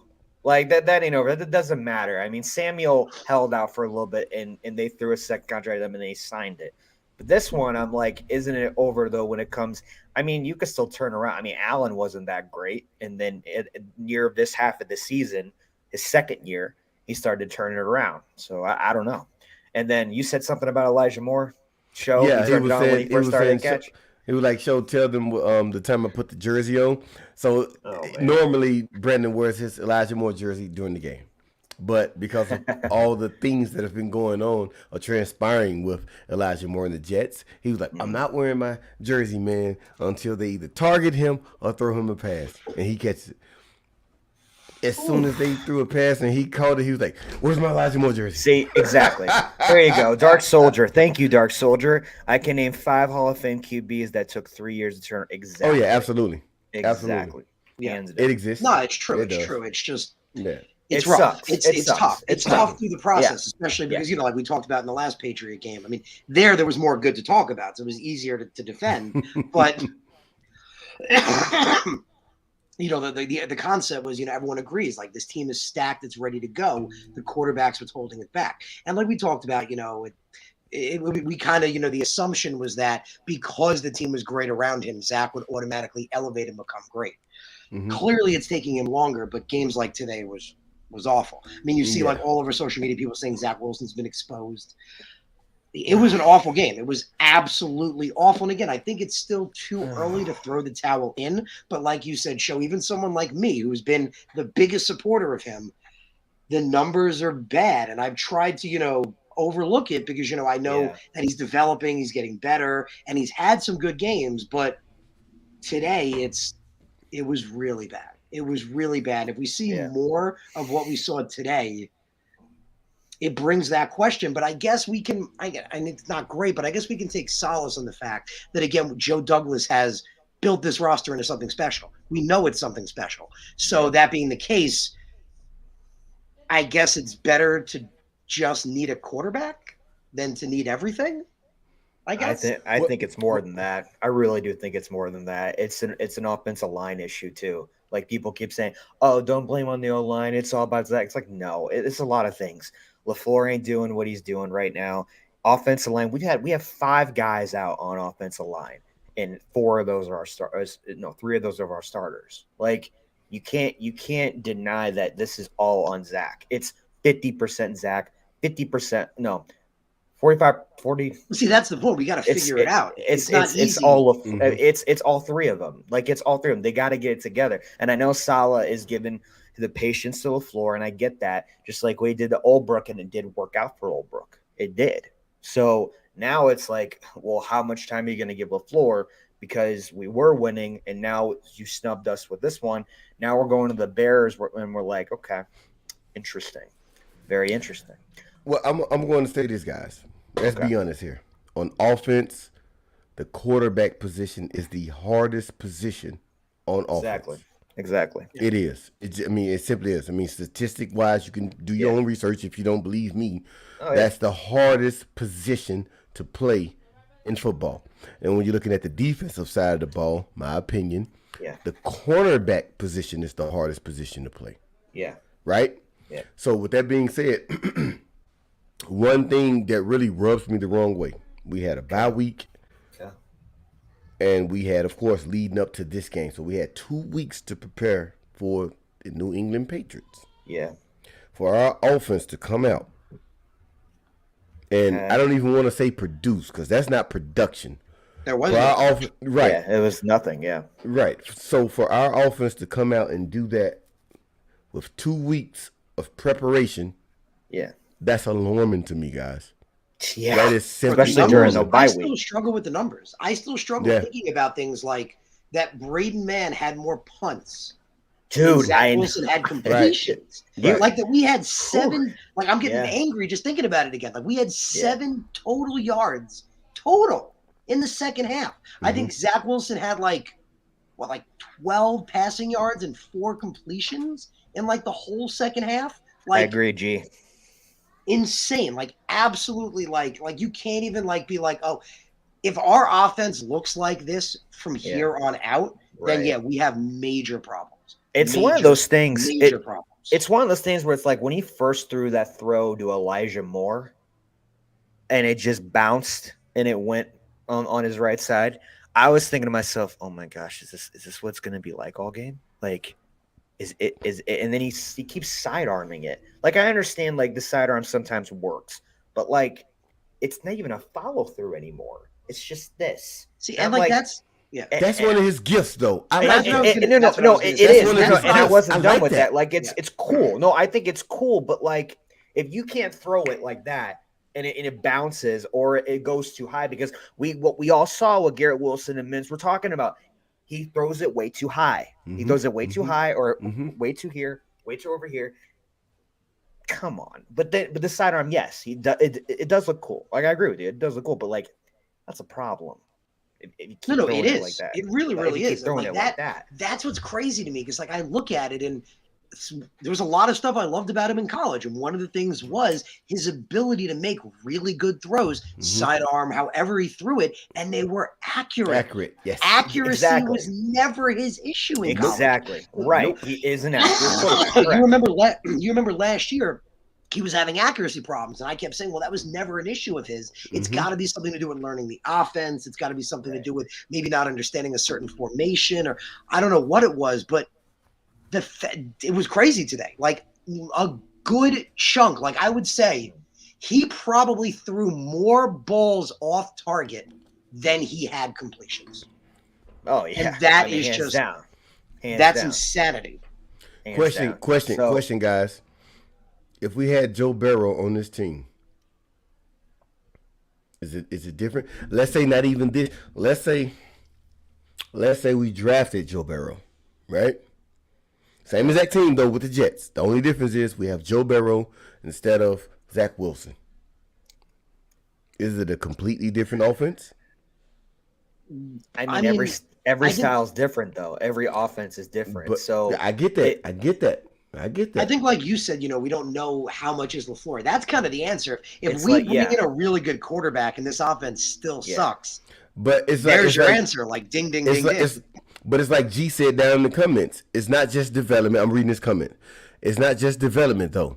He is Yeah, they're missing missing. Yeah, throws that a middle yeah. schooler can make. I Something agree. is I agree seriously with that. wrong Yeah. if he can't hit it's screens. weird to me, bro. I'm telling you, Yes. last year he was doing the same thing, and I was like, well, Right. accuracy again was Dark never Soldier one of his thinks it's problems. different. It's one of the things I loved about him. I figured it had to be something else. It had to be Yeah. something with learning the offense or trying to do something different, but it's not the translation I expected to see is not happening. I expected more progress, and I expected Zach Wilson to be much further along at this Exactly. point. Yes. So I agree. again, like you guys were saying, I mean, Yeah. still a young kid, could Yeah. totally still develop, could totally turn it around in his third year. Like you said, there's plenty Yeah. of Hall of Fame quarterbacks that struggled their first 2 years. But this was alarming. This was majorly Yes. alarming. And Yes. it's going to bring up all those questions of doubt. And it's not like they're unwarranted. To answer your question, show is every quarterback is different, every Mhm. system is different. But what Zach Wilson has been doing the last 6 games last year was a positive. But this year, when he's come in, there was like 2 or 3 games that it was good, but the last three or four was bad. It was just he's not even making throws. He's not even doing the right side or the left side. He's not spreading it out. I know the offensive line's an issue, but there's just stuff that I can go out of my wife in the backyard and I can make those throws. It's not good what we're seeing from that. And I And know that's what's every weird because we and I know know he can every make quarterback throws. is different, though. We all know every quarterback is different, and we Yes. all know the progression of each quarterback. Sometimes they just got it, but sometimes I kind of wish what we did though is we kind of sat him out for a year, like they did with the Chiefs with Mahomes. I kind of wish we did that because then this year, then we can put him in there and see what he's about, so we can learn. Yeah, That's just me though, because I I know love that. everyone because No, I like that. But the only problem with yeah. that is We that was drafted him at number 2. not just that. Yeah, But exactly. I was gonna say not even that. Not even forget draft. Forget when he was drafted. Yeah, Patrick Mahomes was sitting and watching an Andy Reid-led offense. That Yeah. was a team that already had a quality offense in Right. place, so he could see This what is Quarterback the was fact, was. Alex too. Smith. this That's is a the fact thing. too. A Yeah. good veteran. Our offense is not there. So Nope. does Right. him sitting? Does that even make a Does it difference? help? I Right. understand That's what. that. That's Yeah. the thing. Like that. That's true. That's Well, what makes that's me if true. you're worry. if you're gonna change the culture, right? Because that's what Sal is all about. Changing the culture. JD change the culture. If you're gonna change the culture, do things different than what Todd Bowles did with Sam Darnold, or what Saleh did with Sam Darnold. That's why I keep going back to that, because if you want to develop Zach into something major, right? Like we all think that he can be, but some people are kind of giving up. But I say do it different. Continue to do it different. But here he was talking about Dark Soldier was talking about the West Coast offense is the most difficult to learn. It is. Like it super is. And then it's different offense with Mike White, Joe Flacco, Josh Johnson are in, which makes me think the Mills game. Oh my God. Oh my goodness, that's funny. And then this comment, we have been knocked out of the playoffs just for this week. If we win big next week, we beat the Bikes and go 8-4, we will be fine. Yeah, I agree with that. I mean, Yeah, that's what we were saying before. yeah, Yeah, yeah, I we was were saying, literally but that every before, yeah. game is big. Every game can come down to the wire, and we have the Jags on Thursday Night Football as well. So Yeah, well, like Owen, we were talking before. We were saying it. It's really just how pathetically bad the offense in Zach Wilson was that it's blinded us from that. Because if they had a Right. really good game, if they played like they did the last time they played the Patriots, we would have turned around and been like, "Well, we lost the game, but we're Right. still 6-4. We could still easily keep winning. We could still wind up with double-digit wins. We could definitely still wind up in the wild card. Hell, if things turn the right way, we could still take the division." Let's, But it's just how bad this was. And again, like Yeah, I it was can't bad. even like it was bad. like It we was said really before, bad. just even thinking about Watching the a numbers, high school it's just football game. it's insanity to me. It's insanity what they did. Like Bill Belichick shuts us down. He has our number, but this was like on another level. This was like Let's be honest here, guys. If AVT and Brees Hall was still here, we'd beat the shit out of the New England Patriots both times. I'm firm on that one. If what? If AVT and Brees Hall was still here, if they were healthy, we beat the shit out of the New England Patriots both times. My opinion. I'm very confident on that. As I say, but not often say. Yeah. Bet your mortgage. Bet your mortgage. Oh, I like it. And Dark Soldier pointed it out. I don't know what it is, but it was clear. New England's totally. I said it. I put it out at the end of the game. New England totally has Zach Wilson's number. I don't know what. And I think it comes down to, like we were talking about before, Bill Belichick and them drafted Mac Jones in the same draft class Zach Wilson went. Exactly. They were 100% looking at him. So I think they know how to scheme against him. They're like, okay, we know what he likes to do, what he doesn't like to do. We know if we do this to him, he'll make this mistake or he'll try to make this read. I don't know what it is, but they just got him like almost, I think it's crazy. Like, what is it like? Almost like 70-something% of his interceptions are against the Patriots. From New England. Yeah. Like, it's crazy. 7 interceptions of Zach's career has come from the New England Patriots. 3 the first game of this year, and I think 4 from last season. Yeah. It's crazy. Oh, it is crazy. But guys, like Dark Soldier says, dumb down the game. Again, coming from me, it's going to surprise people because I've been the biggest Zach Wilson supporter there is. But I am alarmed. I am actually alarmed with what I'm seeing because I expected, like we saw last year, learning, progress, learning from your mistakes. Not this. And again, it can totally still turn around. But the fact that even I'm saying, like you said, Show, it might be time to put your hand on that alarm, that's a scary thing. That's a scary thing. And you pointed it out, Show. I don't want to even think about it, but if it's the case, man, we just have the shittiest fucking luck when it comes to drafting quarterbacks. And it's also one of those things. I don't even know if I want to draft a quarterback. I'm like, shit, let's trade for a veteran. Me too. I'm fucking risk it again. Well, it's like what the Rams did with. It's like the Rams. I'm kidding. It's like the Rams, though. They went and got Stafford, and they won the Super Bowl. You know what I mean? That all they needed was a quarterback. Right. The Broncos got Manning. Yeah. True. Yeah. Very true. So, I mean, and also they got OBJ, and they got Von Miller at the trade deadline. And then they brought in Weddle back for like a month or two. Like, anything is possible. But overall, to go with what Dark Soldier was saying, dumb down the game for Zach Wilson. And I think who was that said that the West Coast offense, Dark Soldier again. The West Coast offense is, yes, it is a very difficult offensive scheme to learn and to master, so to speak. Yes, I agree 100%, Dark Soldier.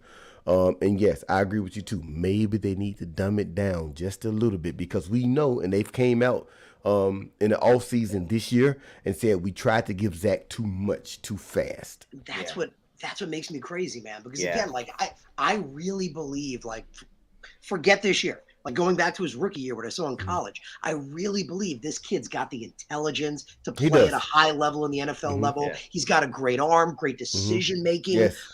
It scares me to think, let's dumb this down for him. It just scares me because, like, I expected the opposite at this point. I really did. They say he's a study junkie, but let's be honest here.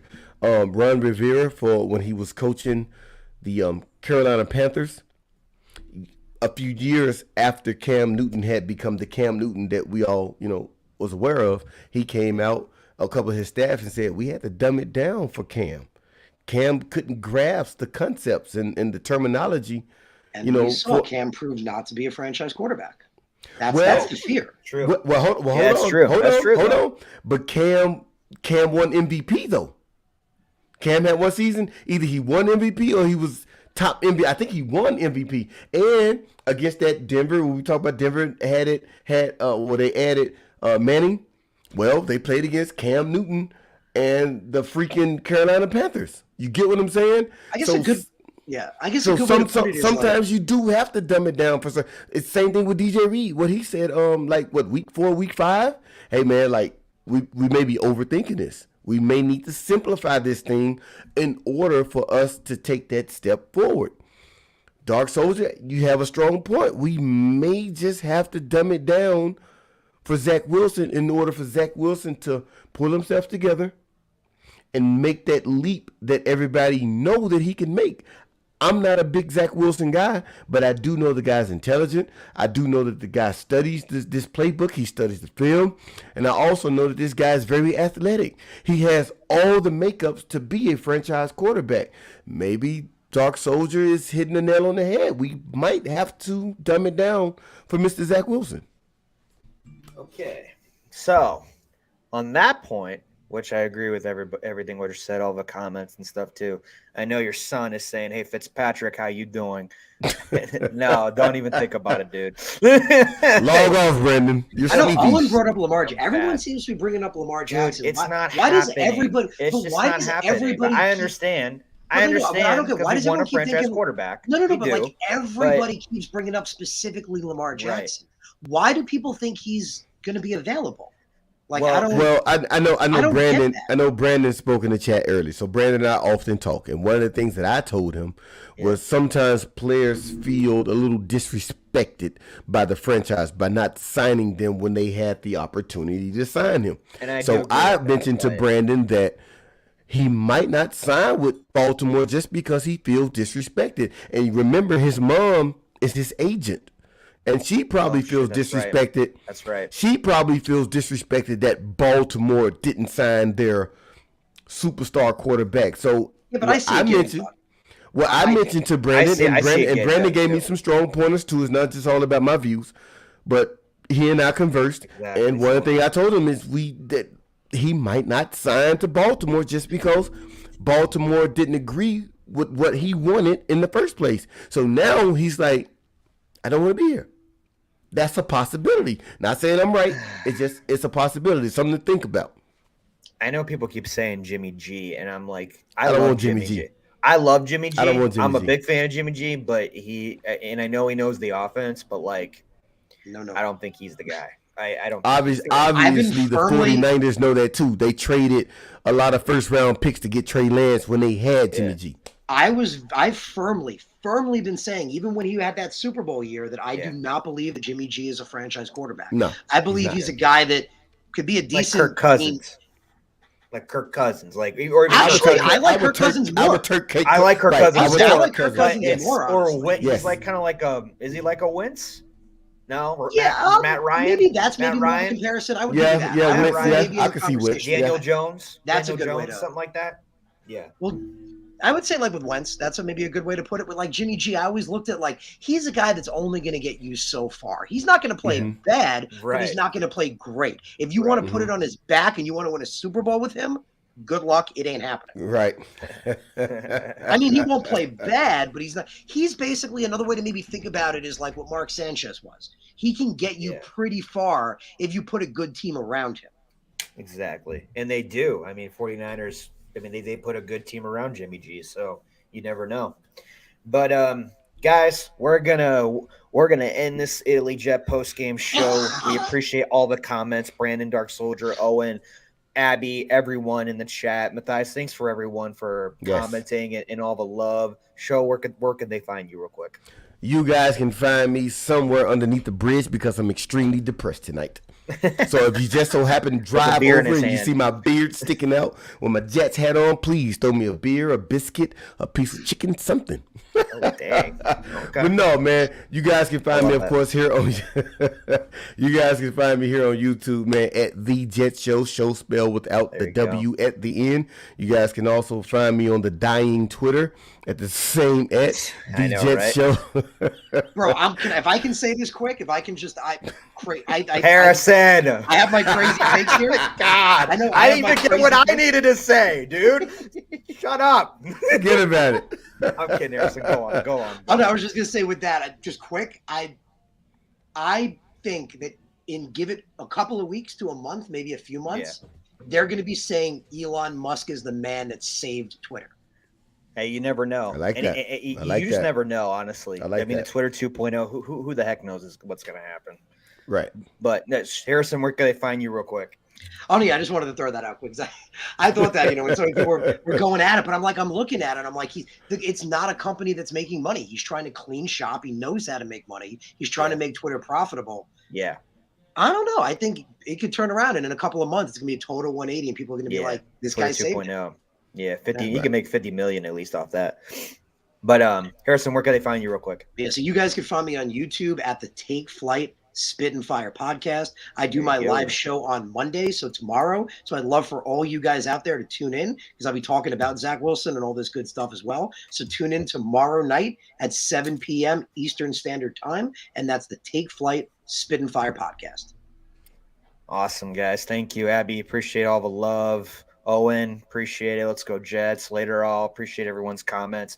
You can find me Italy Jet on all social media platforms, everything NYJ on all social media platforms. We have another show tomorrow night with Liam, with Bartulo, the Wikipedia YouTube channel with Adam. It's gonna be great. It's gonna be awesome. We got Gunny coming on Wednesday.